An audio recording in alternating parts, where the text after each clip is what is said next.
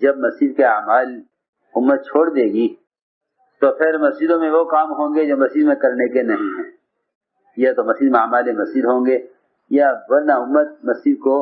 اپنی دنیا کے لیے استعمال کرے گی۔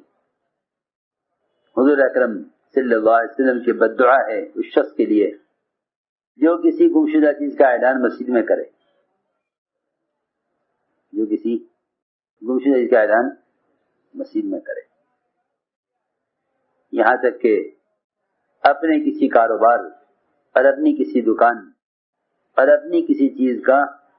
اشتہار سحر اور افطار کے نقشے پر لگانا اور اس کو مسجد میں اس ارادے سے ٹنگانا کہ تاکہ لوگ سحر و افطار دیکھیں تو ہماری دکان کا پتہ اور اشتہار بھی دیکھ لیں، وہ بھی اسی میں شامل ہے۔ ایک صاحب نے اپنے کھوئے ہوئے اونٹ کا اعلان کیا مسجد میں، بھائی میرا اونٹ کھویا گیا ہے، کسی کو ملے تو مجھ تک پہنچا دینا، وہ اونٹ میرا ہے اگر کسی کو ملے۔ آپ نے فوراً دعا دی، لا رد اللہ علیک، اللہ کرے تیری اونٹنی کبھی نہ ملے، اونٹنی تیری کبھی نہ ملے۔ اپنی چیز کا اشتہار کرنا بھی مسجد کے اندر یہ ایسا ہی ہے جیسا کسی گمشدہ چیز کا اعلان کرنا۔ لوگ سمجھتے ہیں مسجد میں مصلی آئیں گے، اشتہار دکان کا دیکھیں گے، سمجھتے تھے اب تو مسجد ایسی بن گئی کہ نماز بھی پڑھو تو یہ خیال آئے گا کہ یہ مصلی کس کمپنی کا بنا ہوا ہوگا۔ ایسے شاطر ہوشیار نکلے سارے یہود و نصارہ اور اعداء دین، مسلمانوں کی نماز کی جان نکالنے کے لیے انہوں نے ایسی جگہ مصلی کی کمپنی کا نام لکھیں گے بنانے والے کا کہ نماز میں اسی کا خیال آئے کہ یہ کس نے بنایا ہوگا۔ حضور اکرم صلی اللہ علیہ وسلم کی مسجد میں چٹائی نہیں تھی، چٹائی بھی نہیں تھی، کیچڑ میں گارے پر بارش میں لوگ سجدہ کرتے تھے، آپ کی پیشانی تک پر کیچڑ لگا ہوا نظر آتا تھا نماز کے بعد۔ ایسے صحابہ کے پیشانیوں سے اگر اعمال اور عبادات کا نور نظر نہ آئے تو کیوں نہ نظر آئے۔ اب ہر وہ کام مسجد میں ہوتا ہے جو مسجد میں ہونے کا نہیں ہے۔ سب سے زیادہ خطرناک چیز مسجدوں میں شور یا قرب قیامت کی علامت ہے۔ مسجدوں کے اندر شور اور مسجدوں کو مزین کرنا یہ اغیار کا طریقہ ہے، یہ اغیار کا طریقہ ہے۔ وہ اپنے معابد کو مزین کیا کرتے تھے، اپنے معابد کو مزین کرتے تھے، یہ اغیار کا طریقہ ہے، یہ اغیار کا طریقہ ہے۔ اسلام کی شان و شوکت اعمال مسجد سے تھی، نہ کہ مسجد کی عمارت اور تعمیر اور مسجد کے اندر زیب و زینت کے سامان سے۔ جتنے بھی ملوک ہیں انہوں نے مسجدیں اسلام کی شان و شوکت کے لیے بنائیں۔ آپ دیکھو گے ساری دنیا میں جتنی بھی تاریخی مسجدیں ہیں اکثر آپ کو بند ملیں گی، اکثر آپ کو بند ملیں گی۔ اور جا کے افریقہ کے ملکوں میں دیکھو لوگوں نے ٹین کی چھپر کی مسجدیں بنائی ہوئی ہیں، بعض ممالک میں تو سارا مرکز ہی ٹین کے چھپر کا بنا ہوا ہے۔ کیوں کہ نماز کی محنت کرتے ہوئے جو مسجد بنے گی وہ ضرورت کی بنے گی، اور جو مسجد نماز کے مقصد کے لیے نہیں ہے وہ شان و شوکت کے لیے بنے گی، وہ شان و شوکت کے لیے، تاکہ اسلام کا رعب مساجد سے دکھائی دے۔ یہ بات نہیں ہے، بلکہ اسلام کا رعب وہ اتباع سنت میں ہے، اسلام کا رعب اتباع سنت میں ہے، اسلام کا رعب اتباع سنت میں ہے۔ اسلام کی شان و شوکت زیب و زینت میں نہیں ہے۔ صحابہ کرام مسجدوں میں کس چیز کو ناگوار اور نامناسب اور برا سمجھتے تھے؟ حضور اکرم صلی اللہ علیہ وسلم اور آپ کے صحابہ کیا چیزیں مسجد کے لیے نامناسب سمجھتے تھے؟ فرماتے ہیں ابو سعید خدری رضی اللہ تعالیٰ عنہ کہ ہم بیٹھے ہوئے تھے ابو سعید خدری کے ساتھ، فرماتے ہیں کہ ہم ابو سعید خدری کے ساتھ تھے اور حضور اکرم صلی اللہ علیہ وسلم کے ساتھ تھے۔ اچانک ہم مسجد میں داخل ہوئے دیکھا کہ ایک آدمی مسجد میں بیٹھا ہوا ہے، اپنے دونوں ہاتھوں کی انگلیوں میں ڈال کر اور دونوں ٹانگیں پکڑ کر، جو ہمارے سجدے کے بانے بیٹھنے کا معمول ہے نا لوگوں کا، دونوں ٹانگیں کھڑی کی، گھٹنے اور انگلیاں پھنسا لی، یا ایک کپڑا باندھ لیا، ایک رومال گرا لگا کے رومال باندھ لیا اور دونوں انگلیاں ڈال کر دونوں ہاتھ باندھ کر بیٹھ جاتے ہیں۔ آپ نے اس آدمی کی طرف اشارہ کیا، اس کو منع کیا کہ ایسا نہ کر، نہ کپڑا باندھ کر بیٹھ ٹانگوں میں اور نہ انگلیوں میں، ایسے انگلیاں ڈال کر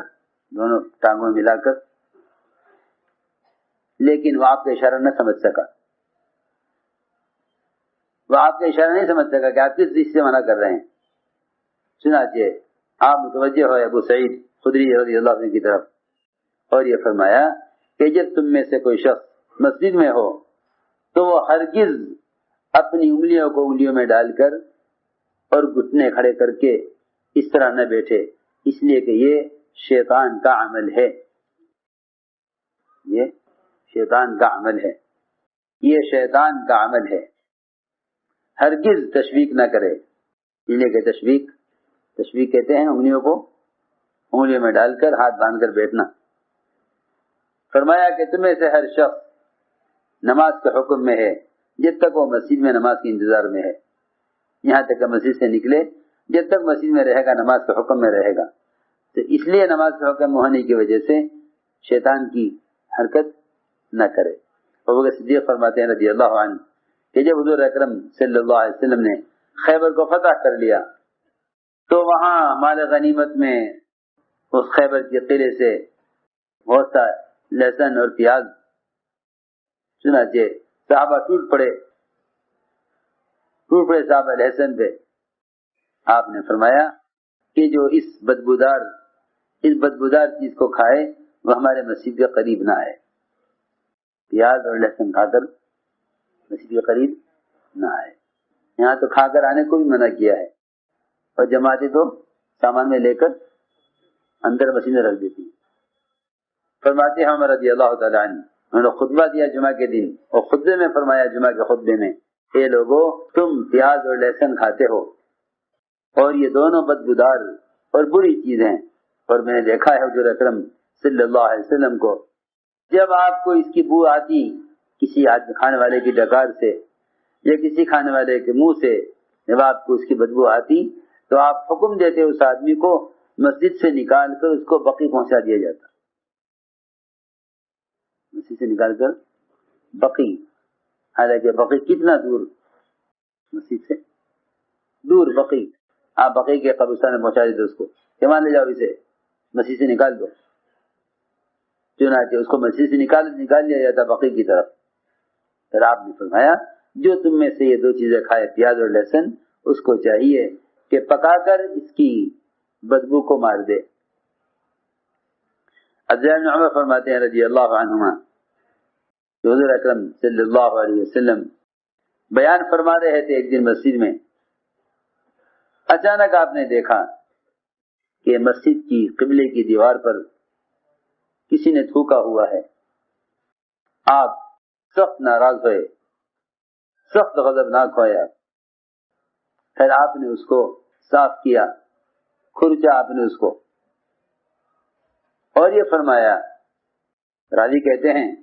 صحابی کہ مجھے یہ بھی یاد ہے کہ آپ نے اس کی جگہ زعفران منگا کر مسجد کی دیوار پر لگایا، اور یہ فرمایا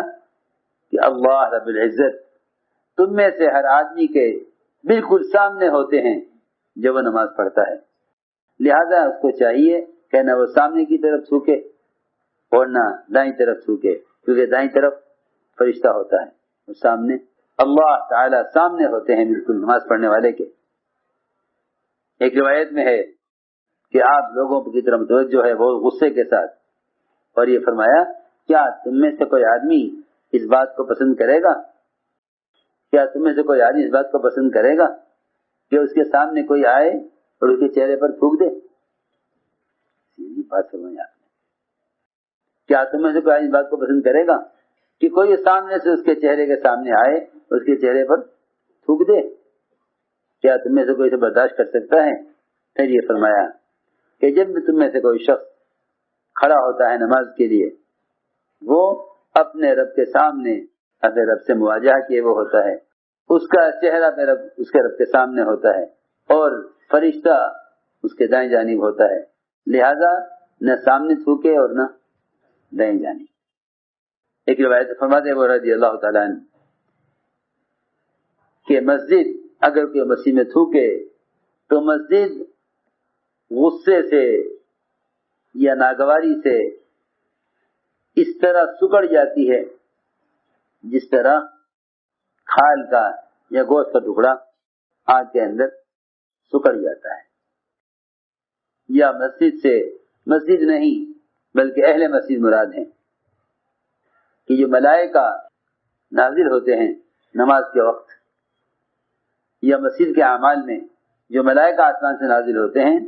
وہ ملائکہ مسجد کے اندر گندگی کو دیکھ کر اس طرح یہ ان کو ضیق ہوتی ہے اور تکلیف ہوتی ہے مسجد کے اندر گندگی دیکھ کر یا مسجد میں تھوک یا مسجد میں جو ہے کوئی بری چیز دیکھ کر. اس لیے چاہیے مسجدوں کو صاف رکھو, یہ ہر ایک کا کام ہے. یہ مسجدوں کو صاف رکھنا ہر ایک کی ذمہ داری ہے, یہ ہر ایک کا کام ہے. مسجدوں کو صاف رکھنا ہر ایک کی ذمہ داری ہے.